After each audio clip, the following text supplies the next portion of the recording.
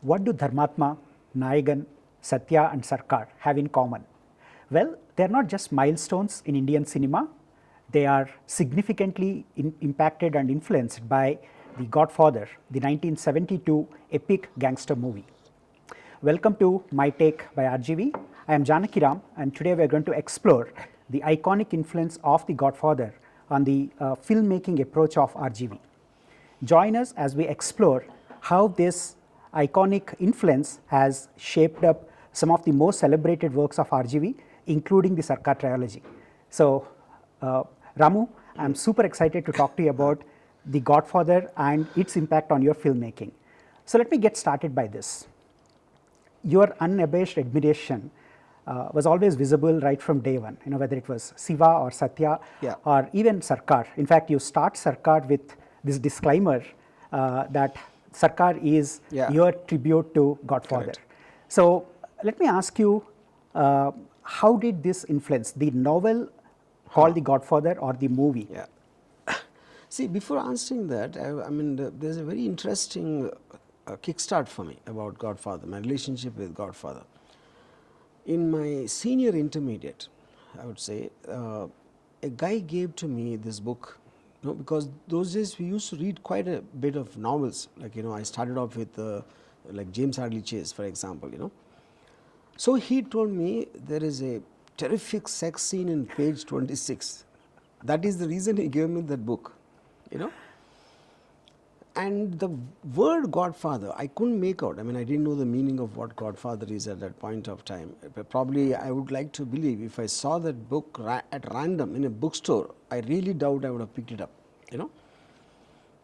And of course, I read the page number 26 scene where Swami is making love to Lucia, and Lucy Mancini, And then after that, I just because I was free and I was idling with the book and I started reading. It was riveting. I just couldn't put the book down.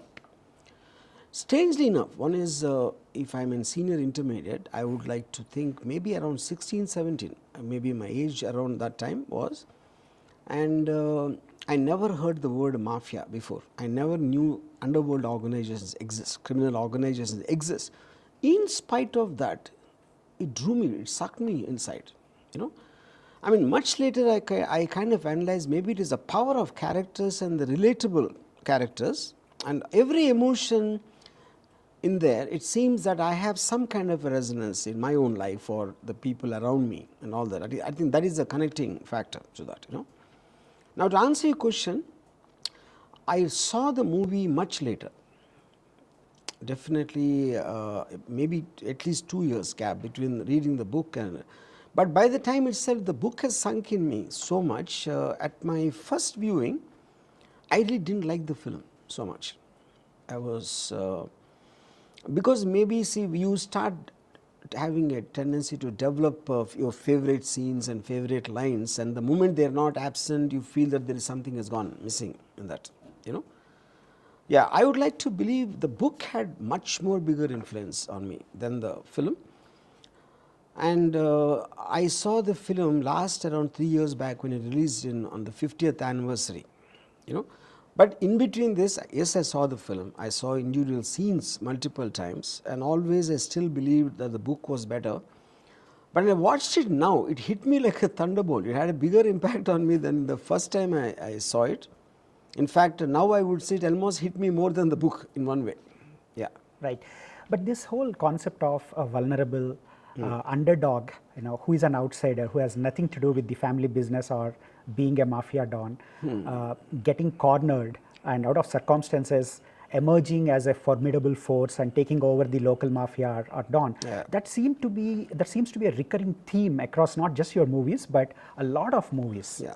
So, see, I think that is the reason, because it happens in every place. I think it's like I said, if people don't know mafia, why did it connect? So I don't think it anything to do with the mafia. So Godfather happens in every home, in every community, and everyone will know someone like Michael Corleone or Sonny Corleone. I think that is what I mean by relatable connectivity to the characters. Like I would like to have a big brother who I can go to.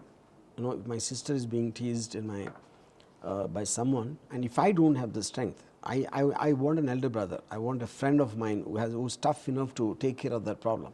So always looking up to someone powerful to take care of your problems. So I think that is the fantasy which it catered to. Right. So in that sense, yes, they were Godfather kind of characters in my school, in my college, in my colony where I live in, and which is the truth for everyone. I think that is where the connectivity came from. Right. So I want to bring up two parallel threads. Right. One thread is the fictional work from Godfather, where, for example, Michael, who has nothing to do with his family or the mafia, eventually gets pulled into his business, which is organized crime. That is fiction. Now, let's look at your favorite topic, the Mumbai underworld, right? So, umpteen number of movies have been made about the rise of Dawood Ibrahim, Chota Rajan, including your own company and Mahesh Manjrekar's Vastav, where you focused on Chota Rajan and so on. Now, interestingly, one is a work of fiction, one is loosely based on real world stories and real world happenings, and there is a significant connect between these two. So, what is surprising is the whole fictional character and the whole rise of Michael as a Don versus the real world mafia, the rise of the real world mafia. There is an uncanny resemblance between these two. No, I wouldn't agree with what you said about The Godfather being fictional.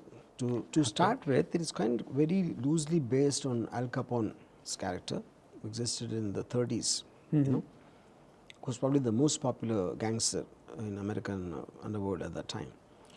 So it's kind of has many. Even Mario Puzo himself admitted that he did a lot of research on the existing mafia at that time, and he derived a lot of characters from there. And in fact, there used to be protests in the making of Godfather that they're giving a bad name to the Italian, because the Italian mafia came from Italy. It is what the Godfather was dealing with at the time. So anywhere, whether it's in Punjab or Bombay, like Punjab, whatever is happening right now, the mafia, anywhere there is a parallel organization, which is when the establishment is failing to do it, and you always look at a parallel organization to sort your problems. So mafias under different names exist everywhere. The word mafia is Italian, which is where it came from, Godfather, you know. But even when first time the D Company guys were being flaunted in the magazines and all that, the Bombay picked up that word mafia. The mafia is not a word, it's not an English word to start with, you know. So they would say Bailog, for example. Bailog is like brothers, you know. So that thing, any time anyone in a group, in an organized way, can stand up for whoever is in need, that is where the whole word comes from. Yeah. So, how much of this influenced your very first movie, Shiva? Because we have the... See, definitely a lot. Because see, I mean, one is I said, because I was very heavily involved into gang fights in my college days, you know. And even in my intermediate days, you know, because there used to be in Hyderabad the people called Dadas, you know. Even in those Dadas, I could see the characters of Godfather reflecting some kind of a resemblance. So this guy is that guy is this and all that. So since I was always inclined towards that, and if in college, if we were students and there will be some student unions and some fightings going on, and we kind of ask some outside help where Vangaviti, Ranga or Devine Nehru, so they in effect were the similar things in terms of that. You know, that the influence of them coming onto the college and college students becoming a strong force for them as army, like a support.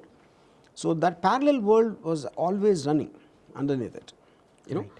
So that you will see in the way. Now, I don't see a fundamental difference between Vangabidi Ranga and Godfather. Now, Vangabidi Ranga I knew in engineering college time itself. Yeah. Yeah, so switching to the technical aspects, there are many iconic scenes in The Godfather, but the most talked about is the very first scene, which starts with I Believe in America, when Bonasera sits across the table of Vito Corleone and explains the trauma that his daughter is going through. As a movie buff, as a movie enthusiast, I was completely blown away by that shot. And we are talking about 1972. Yeah. So the camera starts with a very tight close-up with a black background, and as it pulls back, it moves into an over-the-shoulder shot, revealing Vito Corleone and setting up the entire stage. That was a phenomenal shot. So, did you experiment with that in any of your movies? See, basically for me, I'll tell you, my problem with Godfather was actually that particular scene, what you're talking about. Why the reason is, I do not believe a scene like that can happen. Because see, the mafia or any criminal organization, and the guy who's in a position of power to take care of people's problems, they would never make it look like a business deal. That was my problem. See, they would be very emotional, and they take in the person who's come to them with a problem with so much of seriousness, and they make him emotional, because their whole thing is to make you feel indebted to them for the help they've done. They will do anything for you if you ask them, you know, but then you become indebted to them, and they will call upon you whenever they need you. That is how they develop the whole network. Right. So I thought Bal Thackeray was much more symbolic, because Bal Thackeray is not a criminal organization, but he is in the context of that without having any political position, like a government position or elected leader, by the pure power of his charisma and the kind of a belief he has managed to get into people, that gives him the power for him to do even violence when he chooses to do so. Okay? So I thought when Amitabh Bachchan, when he listens to the old man talking about what happened to his daughter, and the judiciary has failed to give him justice, and he gives it, you know. So there I feel it was, I wouldn't say cold blood is not the right point. So when he says, why didn't you come to me? See, he's talked about what happened to his daughter. In that kind of a thing, why didn't you come to me? Why did you go to the police? I find that kind of a line very insensitive to say in a man of that kind of a position. Whereas if you see Bachchan, he takes it to his heart as if it happened to his family member. Right. You know. So then when he says, to explain how the mafia operates, maybe that is Mario Puzo's intention in the particular scene. But I think the scene was constructed very falsely, in my opinion, which is the reason I changed it. Now, that is one part. Second part is, the tone of the Godfather book is vastly different from the way Coppola shot it. Right. I was coming to that. What is the tone? So the tone is, the book, in the book he writes, Amerigo Bonacera sat in New York's Fifth Court with vengeance in his heart. Vengeance upon the two people who so cruelly hurt his daughter. So when the judge leaves them and he tells his wife, for justice you must go on her knees to Don Corleone, you know. So the point for me, it has an intensity. You sat in New York's Fifth Court with vengeance. I like the detail of the Fifth Court. So that becomes like a technical cold-blooded procedure, and there is no emotion in the way the judicial system functions, which is where Sarkar steps in. Absolutely. You know, so I try to capture that tone as much as possible of the book when treating the characters of Sarkar, whereas I think Godfather has done the exact opposite of it. Right. A lot has been spoken about, Francis Ford Coppola's taking and everything. But you, as a filmmaker and someone who admired The Godfather, do you think it was a faithful adaptation? No, I don't believe that. No. I'll give just one example why I think it's not. See, when I was reading Godfather, it for me was like overwhelming, especially the description of the characters. So to give an example, there's a chapter, it begins, from 1935 to 1937, the name of Santino Corleone sent shockwaves through the underworld. But even he, in sheer terror, was eclipsed by the awesome man called Luca Brasi. Luca Brasi was one of the most feared men in the Eastern underworld. His great talent, it was said, was that he could do a job of murder all by himself without the help of any confederates, which makes discovery and conviction by law almost impossible. Short, squat, massive skull, his presence sent out alarm bells of danger. He was in himself one of the great blocks that supported the Don's power structure. He did not fear the police, he did not fear society, but he chosen to fear and love Don Corleone. Now, this description did not reflect in the way he showed Luca Brasi. Okay. Now, Luca Brasi is just like a bumbling guy. Yeah. He is a henchman and he's talking. But if we know this reputation, this is his background, the impact of that scene is going to be far more. Okay, yes, Coppola does not have the time, luxury of time to tell a story in this kind of a detail of characterizations. I understand, probably, but I do not believe he had the intention also for that. Right. I think, it's like when you read a book, everyone reads it in a different way. I don't believe the information could be the same. See, for example, when I called a writer first to write Sarkar, I asked him to read Godfather. So he said, no, and as you first read that and come, and he came and said, how is it? No, it is too verbose, he said. No, I thought, what is verbose in Godfather? I was quite surprised. Then when I interacted with this guy, this writer, then I realized how he would have read it compared to how I read it. So, for example, if I read it like from 1935 to 1937, the name of Santino Corleone sent shockwaves through the underworld. He would have read it from 1935 to 1937, the name of Santino Corleone sent shockwaves to the underworld. So obviously, it is not the same. An essay. It is not the same. Right.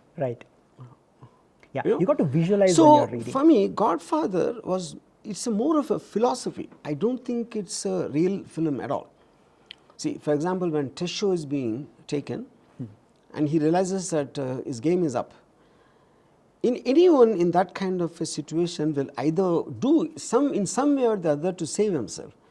Tell Mike, it was only business. Now that is Mario Puzo speaking of the philosophy of mafia. It is not again, no character would speak like that in a situation like that.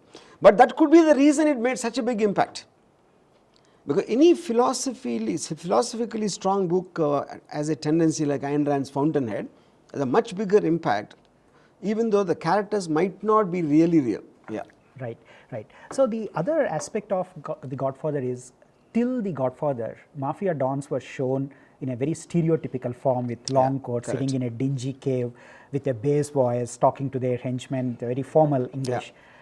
And Coppola changed the entire scene by bringing in someone who is a very family-oriented individual, who runs his business in the home office, and that becomes evident when the very first scene shifts into his daughter's wedding, and it suddenly becomes a family function, and you realize, Don Cornelio is actually a family man, and you took a very similar approach in Sarkar.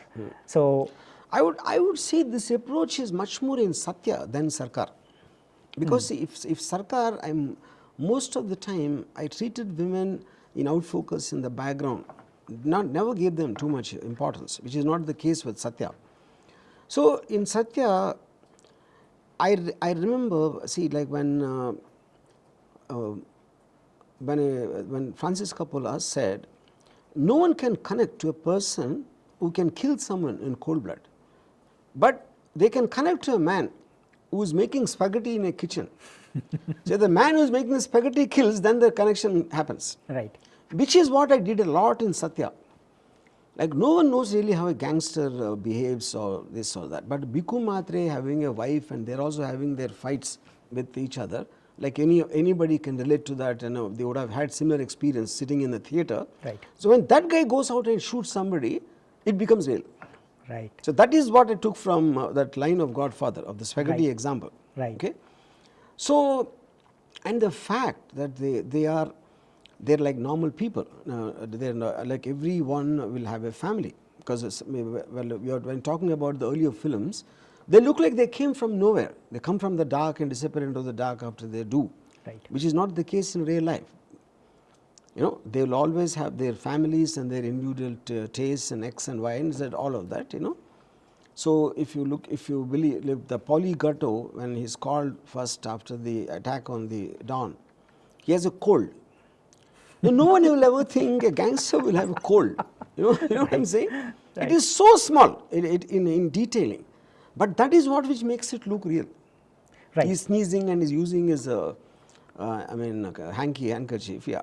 But comparing shot by shot, with The Godfather, the way the director established the fact that the Don is a family man versus the way you establish Sarkar as a family man, we see his grandson cycling away, that child, and then Supriya Pathak serving tea. Yeah. And the whole setup is in his household, which I thought is a very, very nice way of Indianizing the Godfather setup and bringing in the family element into it. I mean, I don't know if I can say Indianizing, but I would think, see, even this cycle, if you look at it in outfocus, and it's like a very ghostly kind of an appearance. In fact, you don't see that kid ever again in that film. Again, you know, I just want to use it as a symbol that he also has a family. It's not like he's in a den where there are people around, you know. So the presence of them, just little here and there, it is like a trying to create the, I mean, make a bigger impact of the mystery of Sarkar. Right. Talking about in other words, I never seen any vulnerability in Sarkar's family. All of them look like larger than life, which is not the case with Godfather. Right, right. Yeah. So talking about the technicalities, we have this infamous scene, you know, where the Hollywood director gets threatened and he finds his favorite horse dead in his bed, the horse's head. That was more intense than any horror movie that I have seen, particularly the expressions of the actor and the whole mood that is set. What is your view, and did you ever replicate that in any of your works? See, for me there are two things in that. One is coming back to the novel about that scene. One of the most incredible lines in the novel, which is not there in the film, because technically it is not possible, I think, to capture that. The reason being, when he talks to Jack Waltz, Tom Hagen, and he offers to get rid of some union trouble and X and Y, is actors won't be able to get drugs, and this is the offer he gives. And he says, "Are you threatening me?" You know, Ajay Hoover is a personal friend of mine, the FBI chief, he says. And Mario Puzo wrote, as Jack Waltz was speaking, Tom Hagen started thinking, if idiots like this are running Hollywood, I think it might be a good place for investment for the Don. So that is killer for me. Right. When a man is warning you about his superior power and his contact and position, you are actually thinking like this. It is not the same if he goes back to the Don and tells him, or some this kind of a guy is an idiot, man. It is not the same. When he's warning, at the same time you are thinking. Right. That is the point. But like I said, I can't have a voiceover, I can't have, I mean, anything can be done in films. It's not like that. So then the other thing is, when the novelist says, and the Don asks him what is he like, and then in the course of just tell me everything about him, there is a line he says. That is when he mentions about his love for this horse, you know, Khartoum, and that is the reason he decides, because what he loves the most is what he wants to take away from him. Right. You know, now the point is, without doing a murder, he did not kill anyone. Right. He just killed a horse. Right. But that created fear of that extent. But having said that, okay, he got the film because now he doesn't want to take the chance of whatever is done with the Don so far. You know, at that time it created, everyone used to talk only about that scene. But there were a lot of such things which happened before also, but which is the reason the relatability thing comes. Right. I know of a certain instance where a certain witness the prosecution was banking upon. That guy's body turned up at the prosecutor's house in the drain.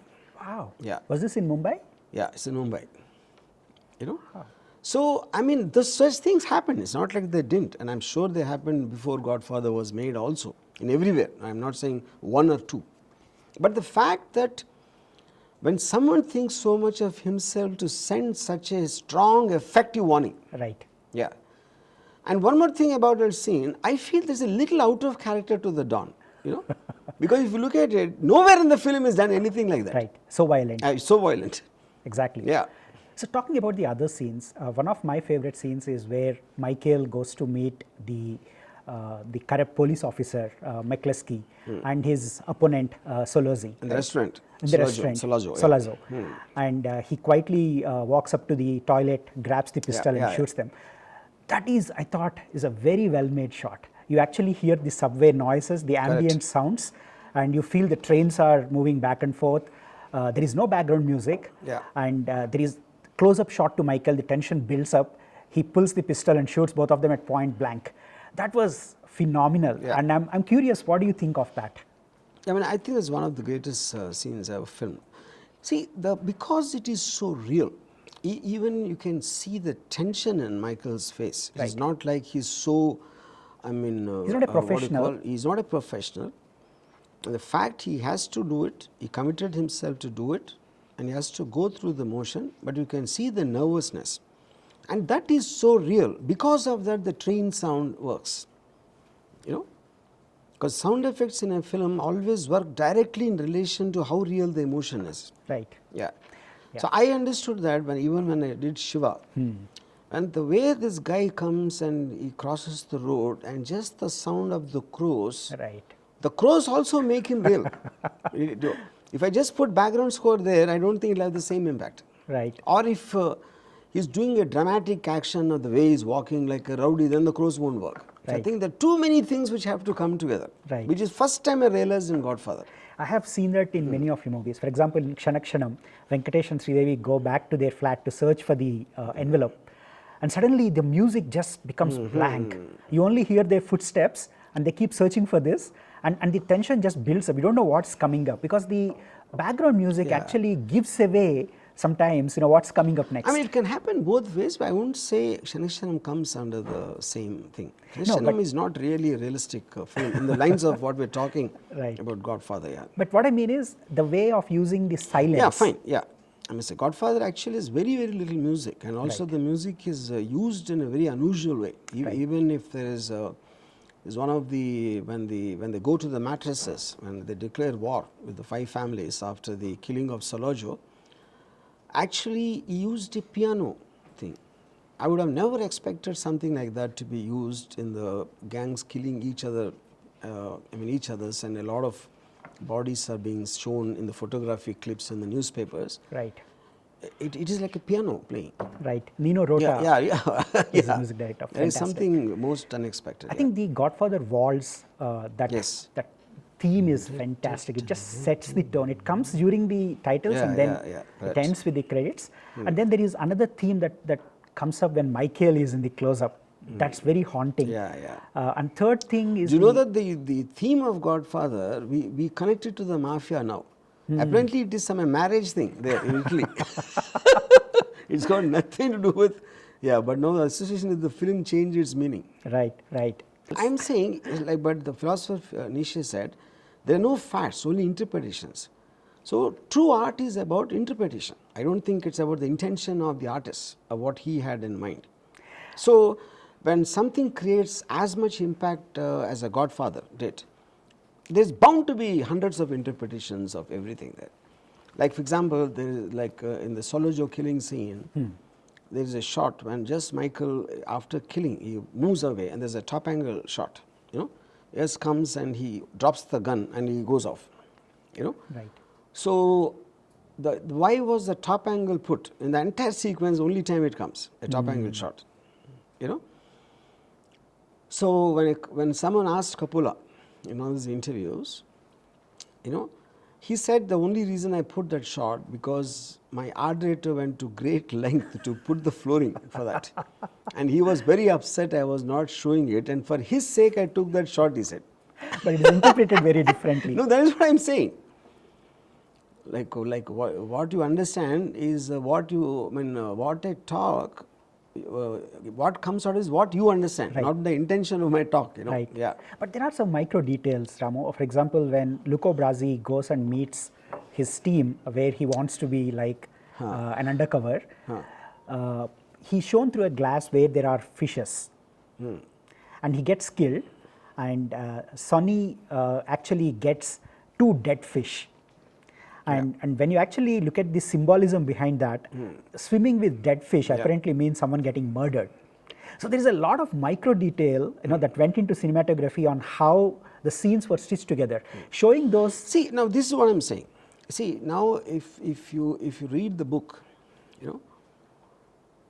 instead that's one single fish. The basic point is it says, what is this?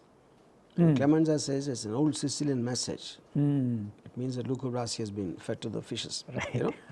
Now that line is there in the novel.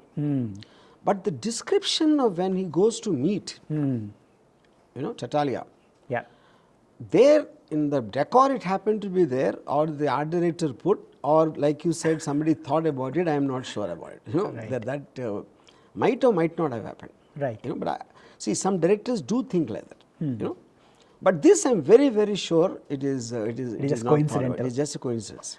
But there is one more scene, let me bring it up. So when Mike and Kay walk out of the New York theater and he picks up the newspaper to realize his father is shot, he rushes to a telephone booth and he shuts the door on Kay's face to call home, yeah. right? Now that was very startling in the sense you can clearly see that Kay is disappointed, her face is just 1/4 of the frame, and then towards the end when he eliminates all his rivals, and he is now the de facto Don, Yeah. you know, where his team comes up and, you know, kisses his hand and say, "You are the Don." The door gets shut on Kay's face, and that is the last scene. And there is such a symbolism between what happened in the telephone booth Yeah. versus what. And just before that, you know, Michael blatantly, with a straight face, lies to Kay saying that he doesn't have any affairs, while he was married to another woman while he was in Sicily. So Yeah. there's See, a- now my point is, you know, both of them have a similarity in the context is when it is so private and at the point of time you saw it on the paper, you want to make a call, and obviously he knows the background of his family. He wouldn't want an outsider, no matter how close it is to him. So he Right. would like to be talking privately, which justifies him closing the door of the phone booth. And similarly, in the end, now the fact whatever is said, he lies to Kay saying it's not me. And now the fact of when they come, he doesn't want her to listen to what conversation they will have in the context of that. So the door is closed. right. So I think it's about a privacy. I don't think the door, I mean, it's a very natural thing for anyone to do that. But You know, the cinematographer would have avoided that, but it was symbolically shown, just ignoring Kay and putting her to the background. ignoring is not the right word, I'm saying. See, because see, the fact even after the whole thing is over, he still said, I did not kill anyone. He said he lied blatantly. If he did it at this time, he would have done even more at that time. Because the point is, if it is news, whatever it talks, in the conversation, he might say something which he doesn't want her to hear.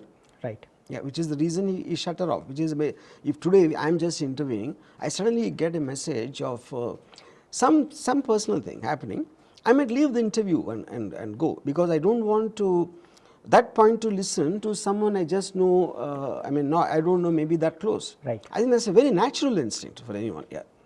So coming to Michael's characterization, it's a very layered and very complex profile. First of all, he's a war hero. He is not related to crime. He lives independent of his, he says to his girlfriend that it's my family, not me. And from there towards the end, he assumes the new Don's role and he goes through multiple transformations and he becomes manipulative, he becomes deceptive. So it's a very layered character. And it's very unlike the way the heroes or the protagonists are kind of projected. So what is your take on Michael's character? See, the point is, the circumstances around him are shaping him, and based on how he's responding, is creating new situations, new circumstances, and that's like a cycle happening. And once you get into that, maybe he didn't want to be a part of it, but when someone tried to kill his father out as a son, out of vengeance, to take revenge upon the people who wanted to kill his father, is where he came in.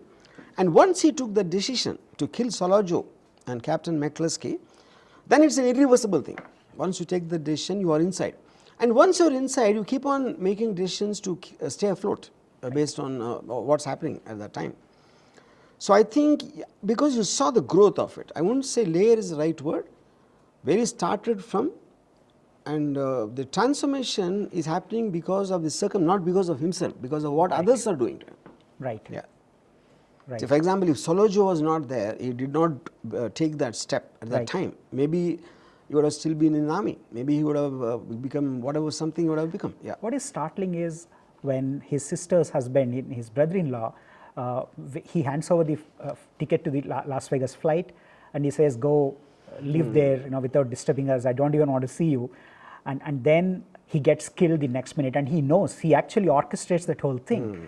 And that shows the deceptive nature, that is growing within see, him. this is the whole point. See, unlike we see normal films, see eventually intelligence is the main weapon. I don't know if deceptiveness is the right word. See, if you say the police investigations, for example, interrogations, they are on deception. Because to get to know the inside of the mind, you only can make them believe that you are not doing anything to them. To make them believe. I mean, that's a very natural thing. All police investigations happen in a similar way. You know? Right. So, but the one problem I have with that scene is when they kill Rizzi, Kalu Rizzi, to drive the car and kill, I think, is a very stupid thing. Because see, the point is, why are you exhibiting on the road if his feet are coming outside? He could have just been killed there itself when he sat in, when Clemenza is waiting with that rope. I think it happens right after he gets into the car. No. The actor starts driving and his feet keep moving with the movement of the car. So that I thought was very... And Sonny's murder at the toll gate, right, where assaults happen with him from multiple directions. I think again that was way ahead of its time, right? That was very unique. That is one more example I keep giving where like the words of Alfred Hitchcock. He said, where drama begins, logic ends. I feel it's a very illogical scene for me. I'll tell you why. See, after Sonny comes in anger out and he sits in the car, and Tom Hagen quickly tells someone to follow, and the camera pans to show them getting in. Right, but there is a huge gap. No, I'm saying explain the gap. Then this came and stopped here at the toll gate, and some other car is just doing something. The toll gate guy, he gives the money and he drops. Right. And then these guys come and then they shoot and then they check if he's dead or not, and then they go back and then get into the car and then the car goes off and then this thing comes. This is like a typical... Now I find it because one is already establishing there's no traffic. they can't be caught in the traffic. There's only this car and this car in whichever angle you see. You know, but Coppola wanted to create that drama, so he just screwed the logic. That was typical Bollywood Which in a similar thing happened in Shiva. Now, if Nagarjuna, like Amla is kidnapped and she's being taken, and when the railway gate is, you know, so now they're waiting, and all train passes, and Nagarjuna is there standing in attention with all of them are spaced out in a nice formation. Then he slowly comes walking and he says whatever blah blah blah blah blah, and then these guys get in and they go away. Right. Okay? When I was shooting this scene, my assistant asked me, "Sorry, this is happening in the city only, no?" I said, "Yeah." "How come there's nobody there except Nagarjuna's car and this car?" You know? And then I told him the Godfather example. Right. So because you are in the location, you can obviously see the flaw. Right. But people are watching, oh, he's there, what is he going to say? They will be stuck in that drama, and they won't, like, which is where Alfred Hitchcock quipped, out of sight, out of mind. If you don't show, so it won't get into their mind. Right. Yeah. Right. So switching gears, you know, you actually create an ode to Godfather by creating Shiva, Satya, Sarkar trilogy. Even Raktacharitra had a flavor of Godfather in it. Now, apart from your own movies, which Indian movies you think have done a good job incorporating Godfather into those? See, I'm not sure. I would say in parts here and there. I wouldn't say the whole. I mean, I was not too happy with something like Devar Magan, for example. But Dharmatma, I saw it as a kid. Much more probable. I am not very sure. I saw it after Godfather. 75. I know. Yeah, I know that it was after from Godfather. I'm sure it was because I read the novel and then I saw the film, obviously. But strangely, Dharmatma, some scenes I really liked. But when I recently saw it, I was wondering what the hell was I seeing at that time. You know, so maybe it is like that scene when Solo Joe comes to meet the Godfather. Right. That is one of the greatest scenes I think I've seen in my life. That scene is so terrible in Dharmatma, you cannot imagine that scene. In Sarkar, it was phenomenal. So the point is, but this is what I'm saying, directly in your exposure, how much you can imagine at each age, your perception of that changes. You know? If Sarkar, I look at it now, I am not so sure I like it as much as when I made it. You know? Now, Godfather, on the other hand, I am liking it even more now. After all the 50 years, I feel it is far superior in every which way. And I can't find a flaw. I mean, I might say about this Tollgate scene, I might say this and lots of small things. But the overall thing, if we see, the impact is far bigger now for me. Got it. Yeah. So this logically ends our discussion on Godfather. We'll switch gears to Sarkar and Yeah. we'll go deep into it. So this is And see, one more thing I want to space out. See, in terms of when one is a story, obviously, one is the mafia, and second is the number of ways it affected me in the context. One is the voiceover I used in Satya. Like there's a line in Godfather novel, says the day after the murder of Captain McCluskey and Solojo, police captains of New York sent out word that there will be no more gambling, no more prostitution, no more illegal activities of any kind until the murder of Solojo was given up. Massive raids began all over the place. All illegal activities came to a standstill. Later that day, an emissary from the Corleones, an emissary from the other families, met the Corleones and asked if they were ready to give up the murderer. And he was told that the matter does not concern them. That night, a bomb exploded in the Long Beach Mall belonging to the Corleone family.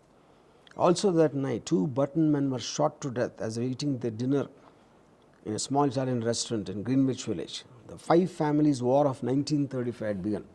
See, this is something which impacted me so much. Let me ask you this. How do you remember this so well, verbatim? This is like so impressive. I'll tell you why. I mean, for a long time when I was wondering, then I realized, now what are you? You are nothing but your memories, and your memory is where something emotionally impacted you. When something emotionally impacts you, it becomes a part of you. That is what I realized. So it is not a memory. What is Ramu? Ramu is XY and is also Godfather. Godfather not his person, Godfather novel, Godfather incidents, Godfather X and Y and Z. So this made it in Satya. What did he say in Satya? Amar Shukla ki din daade hatya ke baad puri Rajya Sabha Sarkar niruttar hogi and blah blah blah. इसी माहौल में सत्या विद्या को लेके एक film देखने गया. So that is the 5 families war of 1935 had begun. So to suddenly tell a historical aspect to it and suddenly connect it to one incident is the brilliance of the tone of Godfather novel. That I used a lot, apart from whatever I took from the film. Right. Yeah. Right. I also remember in the opening scene of Company, where you show the Bombay skyline and the eagles flying with a voiceover, it has a very similar impact. Yeah. Correct. So that is actually took from Meccanas Gold. Oh. Yeah. There's an interesting thing. I think we should talk about Company some other time. Let's stick to Godfather. Yeah. The most intriguing part of mapping the Godfather to Sarkar is Indianizing and localizing. For example, the scene shifts from New York to Mumbai, and then you actually have a Marathi household, Subhash Nagre, Shankar Nagre, and so on. So how do you infuse the personality and the psyche of See, that was quite simple, because I always saw, the closest comparison I felt in a real life scenario was Bal Thackeray. Because I was living in Bombay at that time. Right. So I could see the parallels immediately, the way he holds court, the way he solves people's problems and X and Y. That's a direct connection, with the difference that Balasaheb is not a criminal. He's a political guy, but he's got all the traits of Godfather. Right. Yeah. Right. So, so how did you blend the personality of the Godfather, with Balasaheb Thackeray, and brought it into Sarkar of Amitabh Bachchan? See, to start with, I'm not very sure. I don't see. There is no comparison on a personality trait of Balasaheb Thackeray and Amitabh Bachchan. Of course not. I'm talking about the Definitely. mannerisms. Even mannerisms. There's no connection at all. But I heard. See, like in the very initial stages, Mr. Bachchan and me, when we were talking, he had certain ideas. I said, first of all, this is not a film on Balasaheb. It's inspired. It's not a biopic of Balasaheb Thackeray. What I wanted is, in fact, we had in the very beginning when I was shooting the scene with Rashid, when he comes, Zakir Hussain. yeah, and he says, "मुझे जो सही लगता है मैं वही करता हूँ," blah blah blah. He said, Mr. Bachchan said, "Ramu, why is he talking so much to him? He already knows he's a bad guy. Why is he talking so much to him?" So I said, "Sir, you're talking so much because people like to listen to you," I said. That's about the only explanation I give. Right, right. So because people love scenes, they love dialogue, especially when a man like Mr. Bachchan says it. Right. So to answer the question, anything, I really thought it was a straight comparison of Godfather. And I also believe there are quite a lot of things, the positive and negative. I think Saddam Hussein also was like Godfather, for example. Yeah. Right.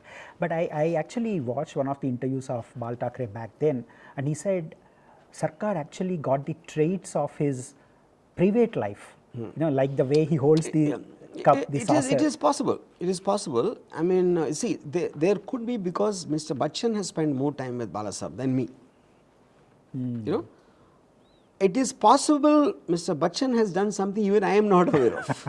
But there was no brief to him by you? No, not at all. So when you first narrated the story to Amit ji, what was your pitch? How did you introduce this to him? See, I actually, the first time I only narrated one scene of Rashid to him. He was very, very impressed with that only. And more or less it follows the trajectory of Godfather. There is nothing really new to say in the story aspect. Right. Maybe my characters were different, the scenes were different, but I would say more or less this is my version of Godfather, I said. Right, Yeah. right.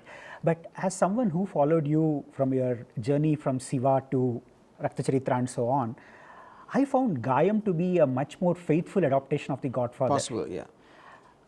Faithful, yeah, maybe. I mean, on a story level, I would say, yeah. Right. And was Gayam more like a dry run before you made it on a bigger canvas with Amitabh Bachchan? I wouldn't say that. It at least was not my intention, in the contest. For me, Sarkar, because see, any time you make, any filmmaker for that matter, when you make a film, that present state of mind at that time is which for me, the central scene for the entire Sarkar movie is Amitabh Bachchan and Rashid's scene. Right. Without that scene, I wouldn't have made that film only. Yeah. But that scene is not there in Gayam, for example. Right, right. So, coming to the characterization of Shankar Nagre, Abhishek Bachchan's role, it's actually not as complex as Michael's role in The Godfather. He is very straightforward. He comes from US with his girlfriend. He watches it from a distance and eventually takes over. But he is not as manipulative as Michael. So, what went into your writing and thinking when you actually shaped this? See, I feel, I felt at that time in terms of, I wanted him to look like a hero right from the beginning. Whether that should be done or not, I don't want to argue about that, Even when he's, after he drops a Katrina, he sends off, and the way he just does it to the shirt and walks forward, you already feel he's a don. Right. I didn't clearly see, even when he defends his father, in the way he says it is very different from how Michael Corleone says. Michael Corleone, when he talks to K. Adams, and he says, but that's not me. It's my family, it's not my me. family. Here, he says, my father does a lot of good things, and a lot of people have different perspectives. But at his heart, he means good to all of them. Right. So he is not looking at Sarkar like a criminal, unlike Michael Corleone. Right, right. Because Sarkar is not mafia. Right. Yeah. But his personality and his character profile is not as complicated or as manipulative as Michael's. For example, but that is what I'm saying, because the way he dealt with also, except for the last part of it, most of the time he's on the defensive after the attack of on his father. He's actually running away from the villains. He looks vulnerable. He looks, like lost when he goes to meet Silver Money and all that. I think that's a very different sequences coming from Godfather. So Abhishek Bachchan was not a big star when he was cast in Sarkar. So was he your first choice? Yeah, definitely. There was never any this thing. And what was Amitabh Bachchan's contribution or his comments about casting him in that role? See, I think it's a very given thing because you see, whenever I used to meet Mr. Bachchan, I always, I understood cinema and characters from his films in the 70s and 80s. So I obviously was wanting to create a very powerful character, which he was not doing around that particular time, you know. So that was the intention, and obviously he's a huge fan of Godfather, and he's seen my work like Shiva, Satya and all that. So I think it was inevitable that it will happen. Yeah. But Abhishek was brilliant. He was very intense.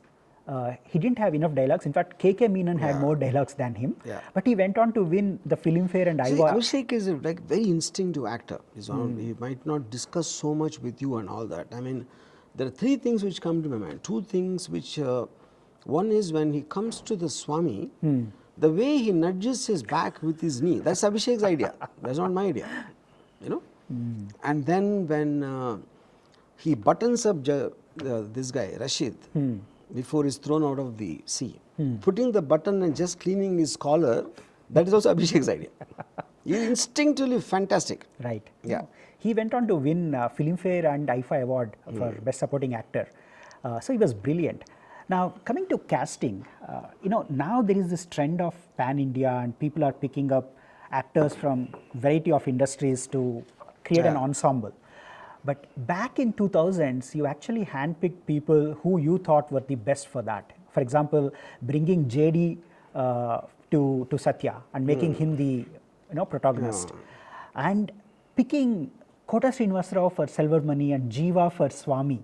So what made you... See, to start with, because it was a Hindi film technically, I wanted faces, like Jiva has got a very strong face. If you see him once, you won't forget him. Right. You know?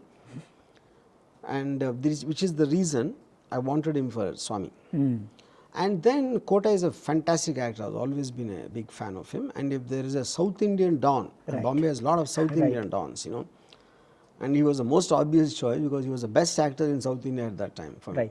Yeah. But you also cast Mohanlal in Company. Yeah. So that was very, very unique back then, right? I mean, handpicking... That also is because at that time the Joint Commissioner of Crime was a Tamilian, a man called Shivananda.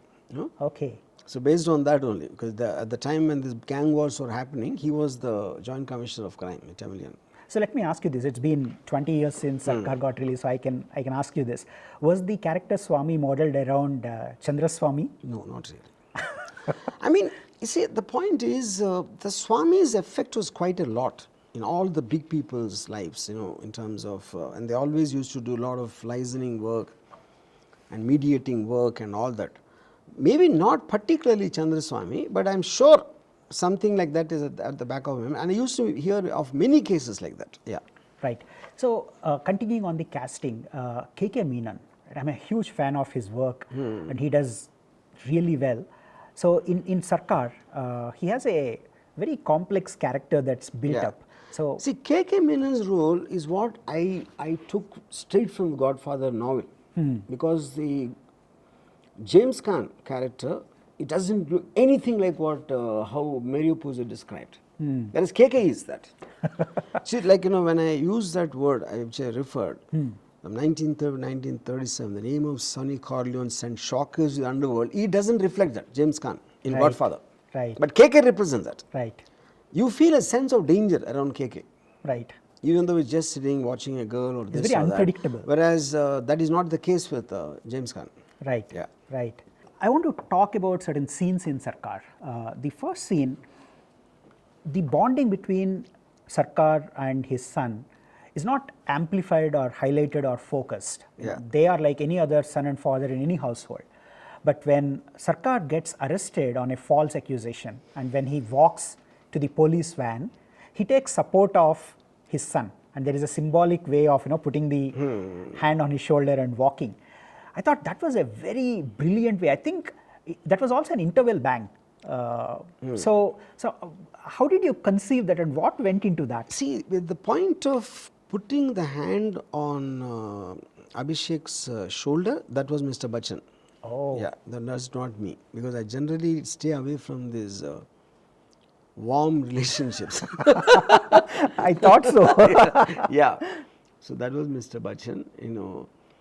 So see, Mr. Bachchan is kind of an actor. When I'm briefing something, he internalizes it a lot in terms of what all he can do, in the how he should speak and what else he should do and things like that. You know, like I'll tell you an interesting thing in the scene when after Rashid goes and comes and Abhishek tells about Katrina. You know, he says, "तो कब मिला रहे हो? जब भी आपको फुर्सत हो." And then he looks at when we are rehearsing, you know, we are rehearsing the scene, and then he looked at his wife, you know, and then he does something to him in the hand, and then he leaves. Right. That he did in the rehearsal. When I was taking the shot, the moment Abhishek said, "जब भी आपको फुर्सत हो," I cut it. I said, "Cut."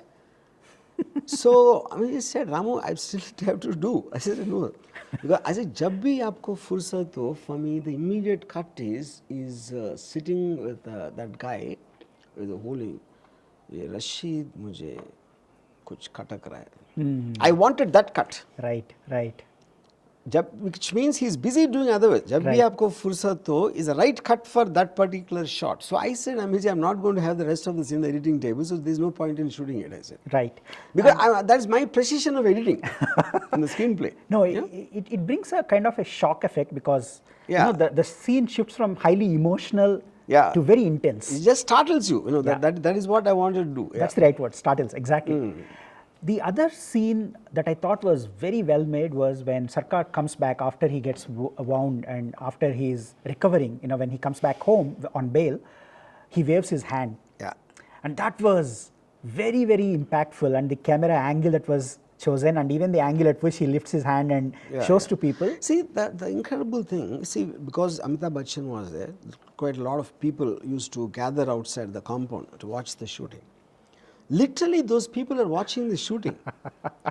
And my cameraman said there's not enough crowd there. And then I said, put the focus in the foreground. Now, this is an example. Yeah, and if this hand is in the foreground, you can hardly see anybody. Just very lightly you can see a few. And then he did that again. This is Mr. Bachchan's idea. Right. Doing this and then blessing them and wishing them. Right. You know. And yeah, so that became so iconic. We're just about to break. I said, Sarkar, just one shot of your hand I want, and none of us had an idea that is going to become so iconic. I think it made it to the posters as well. That was like, yes, yeah. Right. And there's an interesting thing, like when me and Mr. Bachchan have done so many films together, only once he had a difference of opinion with me. That was when he asked KK to leave home. Yeah. So in that, I basically told him to do it very cold-blooded, without any emotion. You know. So he asked me, how can that happen when he's my son? I'm asking my son to get out of the house. How can that be cold-blooded? I said, Sarkar, I call him Sarkar. Sarkar, you shouted at him at the dining table, at somewhere else here. You only get angry when you have still hope on someone. Right. When you lose hope, you won't have anger. So there's a decision you're making. It's like flicking like an insect out. So that is how much you have dropped your impression on your elder son. So he didn't agree. He said, logic is fine, Ramu, but I don't think it will work like that. So obviously, how much can I argue with him? So I said, okay, Sarkar, you do the way you think is right. And we shot it. But it was? No. After we shot, we shot it in his way, what he wanted. Then in the night, he called me and said, Ram, I've been thinking about it. I think you're right. So let's reshoot that scene. You know. Then when we reshot, that is when he came up with this idea of just, you know, this gesture, that's again Bachchan. Right. You know? Right. I mean, that is a beauty. I mean, a director can only brief, I mean, probably tell a theory behind a certain shot or something. But when he has to feel it. It is not like imitating what the director is telling, an actor of his caliber. Right. So when he owns it up and he feels it, then he comes up with something This is something I did not expect, And the most memorable shot of that entire sequence is only this hand thing. And how about Ravi Kale? He's another fine actor, and I think we can map him to roughly Clemenza's role in The Godfather. I wouldn't say that because I think this is a little political setup in terms of I wouldn't think Clemenza will kill. I mean, though he does in the climax, it is it's more like a rowdy kind of a guy. So I would say like a personal bodyguard, right. In a sense of that. Right. Yeah. I wouldn't have a direct comparison to Clemenza. Yeah. And coming to the technical aspects, the background score was fantastic. Amit Mohle, Amar Mohle. Yeah. So he did a fantastic job. But one thing that caught the attention of a lot of Telugu audience is Govinda. the Govinda chant. When I see that is a score done by Raj Koti for Govinda. Exactly. Actually, that is one of my most favorite pieces. And when I first made Mr. Bachchan hear the track, Govinda, Govinda, Govinda, he looked at me as if I lost my mind. So where did Govinda come in? He was Govinda is act up. Right. It was, and I gave him some gyan. He's a manipulator also. Like Krishna is powerful, he's also a manipulator, is this and that. And I thought it would be highly symbolic to use the word, some stupid thing I gave, which he bought it at that time. But my main thing is to bloody pump in that one of my favorite tracks into that film. No, it creates an impact, definitely Yeah. does. Let me ask you this, if Amit ji is ready, would you be willing to make Sarkar 4? No. I think, the reason is, if you look at even Godfather 1, 2, 3, it is on a downward trajectory. Now, Godfather is a very fairy tale. There is a father, there's sons, one bad, one good, and someone tried to do, then he tried to take revenge. Now, you don't see that in Godfather 2 also. It runs on scenes. It doesn't run on a story, literally. Right. Third is even more lesser. Right.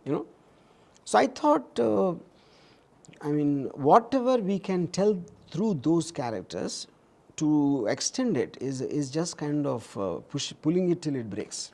Right. Yeah, So I if not definitely don't the want it. Sarkar series, do you have plans to work with Amit ji or Abhishek in the future? Yeah, of course. Yeah. Awesome. Well, this brings us to the end of this episode, Ramu. My Take by RGV. This has been my dream for a long time to discuss your movies with you. And I think this is the first time I spoke at this length about the greatest film ever made, called The Godfather. And Sarkar. Yeah. No, I don't think it's coming. Personally. I'll tell you why. Because I'll tell you. See, the point is Godfather reached across the whole world. Sarkar stayed in our territory. I'm not even talking about that. Just because an English film, that doesn't mean anything in today's times, Right. I feel the realism of Godfather and the kind of impact it makes on a long term, even on human beings. Sarkar is an effective film. You like it when you see it, those characters with the background music and all that, it is like that, I would say, but Godfather will have a much more lasting impact. Right. I mean, even today, I can think of 100 different things where I can connect to Godfather novel or the film or one expression, which I'm not able to do with Sarkar. But that is the difference, I think. So I never refer to Sarkar to say a point about some of the film I'm making. I still keep copying from Godfather, but nothing from Sarkar. So that is what I'm saying, which is the reason I think it's a far superior film. Yeah. But having said that, Amitabh Bachchan is far superior to Marlon Brando.